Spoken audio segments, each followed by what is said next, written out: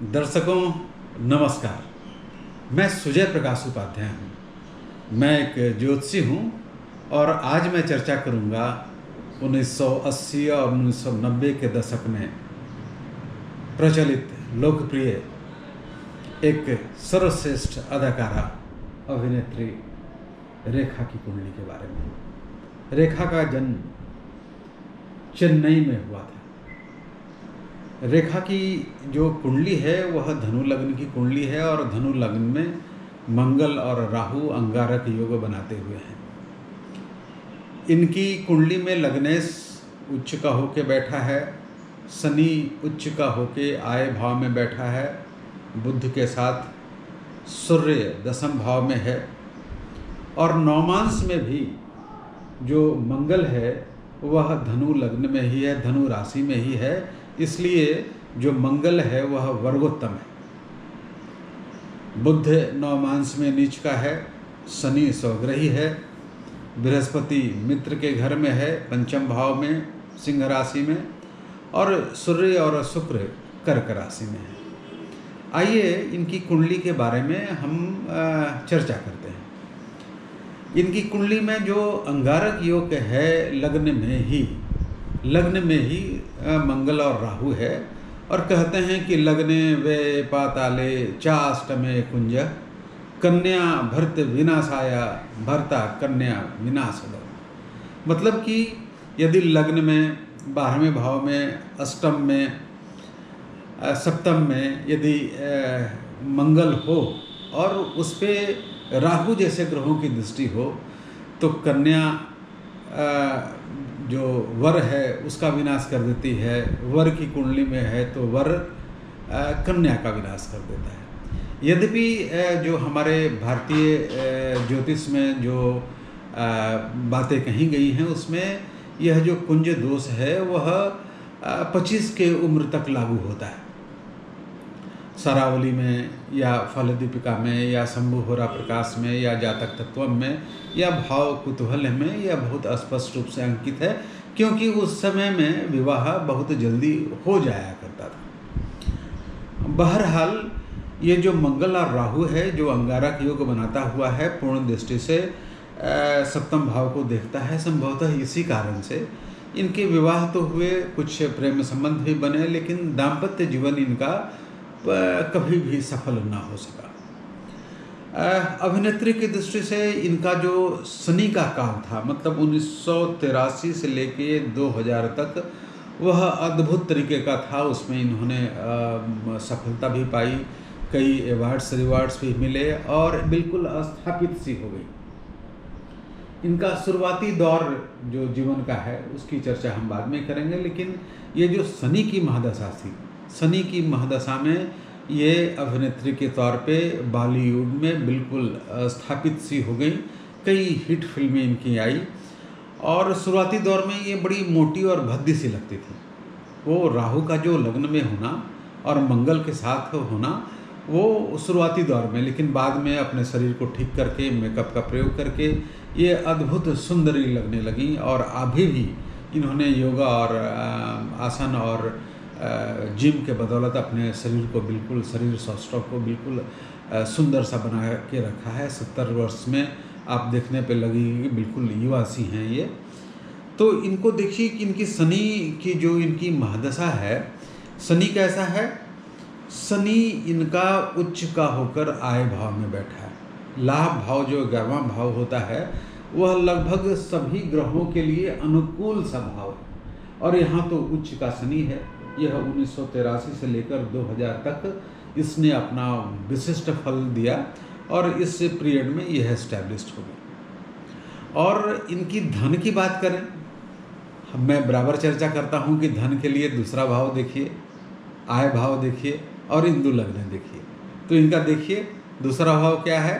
शनि कहाँ बैठा है? 11वें भाव में। कैसे बैठा है? उच्च का होके बैठा है। किसके साथ बैठा है? दशम भाव के स्वामी के साथ बैठा है। तो हो गया ना बहुत अच्छा योग, आय की दृष्टि से, धन की दृष्टि से, धन संपदा की दृष्टि से, अकुत संपदा का योग बनाता हुआ। यह और भी संपुष्ट करता है इसे इंदु लग्न। इंदु लग्न निकालिए ना इनका। लग्न से नवम क्या होगा? सिंह राशि, उसका स्वामी क्या? सूर्य।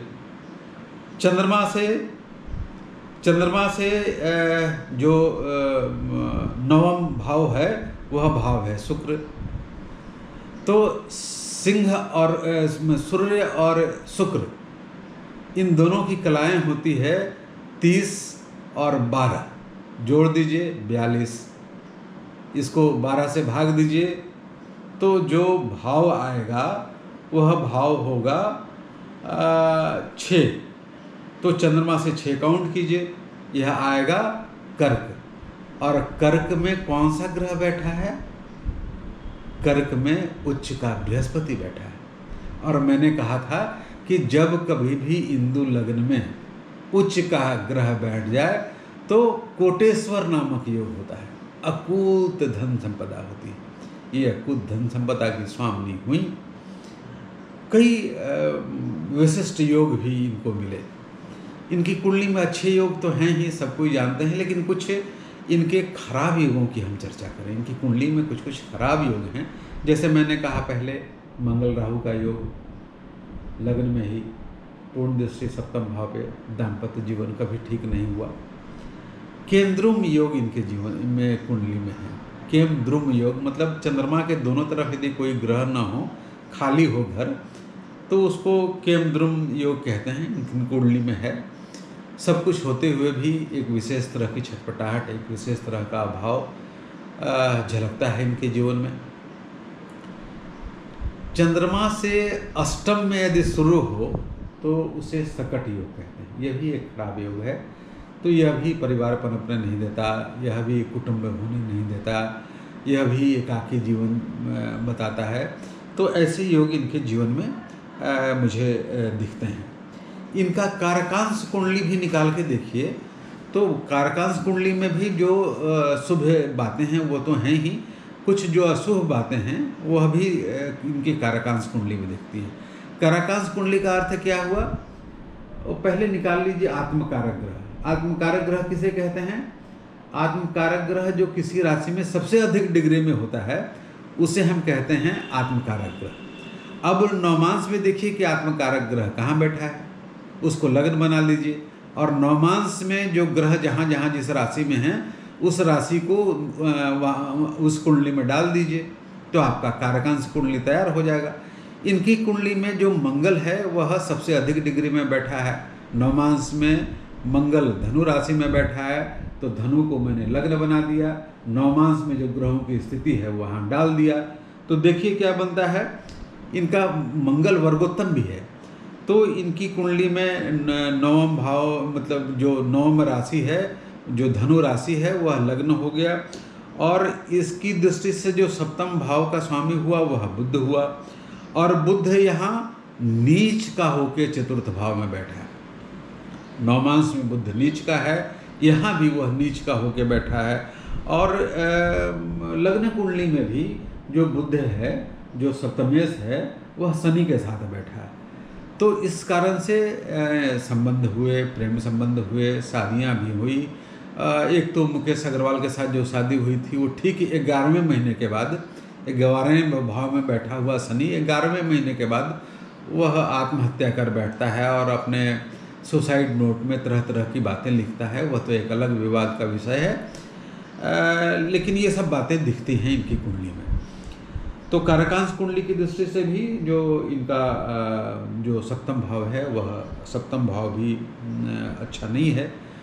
दाम्पत्य जीवन इनका नहीं बन सका। बाकी सारे सुख इनके पास हैं, जितने भी भौतिक संपदाएं हैं, यश गान कृति वाहन घर, ये सब कुछ इनके पास हैं, धन सब कुछ इनके पास है। लेकिन एक विशेष तरह की छटपटाहट, एक विशेष तरह का एकाकीपन, एक विशेष तरह का अभाव केंद्रुम और सकट योग के कारण इनके जीवन में लगातार अनवरत बना हुआ ही है। तो मेरा यह कुंडली विवेचन कैसा लगा आपको? यदि अच्छा लगा तो मेरे चैनल को लाइक कीजिए, सब्सक्राइब कीजिए और इसे शेयर भी कीजिए। आपका बहुत बहुत धन्यवाद और आपको कोटि कोटि नमन।